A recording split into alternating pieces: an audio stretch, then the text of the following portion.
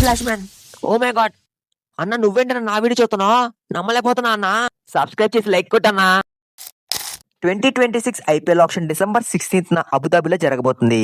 Auction అయితే 2:30 PM కి, అంటే మిట్ట మధ్యాహ్నం 2:30 జరగబోతుంది. ఆక్షన్ కి మొత్తం 1300 కి పైగా ప్లేయర్స్ రిజిస్టర్ చేసుకుంటే ఇందులో 350 ప్లేయర్స్ మాత్రమే షార్ట్ లిస్ట్ అయ్యారు.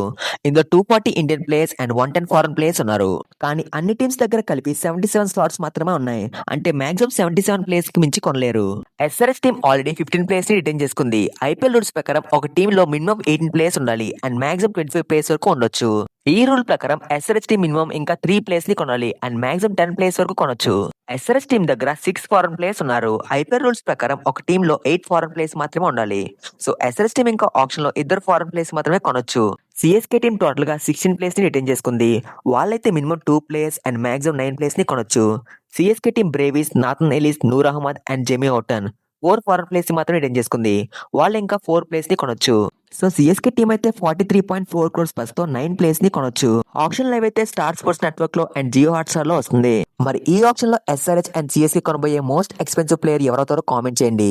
అండ్ వీడియో నచ్చితే లైక్ చేయకపోయినా పర్లేదు కానీ హైప్ చేయండి. ఛానల్ ని సబ్స్క్రైబ్ చేయకపోయినా పర్లేదు కానీ గంట కొట్టండి. సొంత సబ్స్క్రైబర్స్ లేరు తెలుసా నాకు.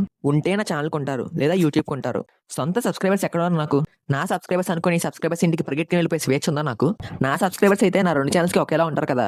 నా ఛానల్ సబ్స్క్రైబర్స్ వాళ్ళు, నాదెట్ అవుతుంది? Where are my subscribers? Where are my? Where do my channel belong?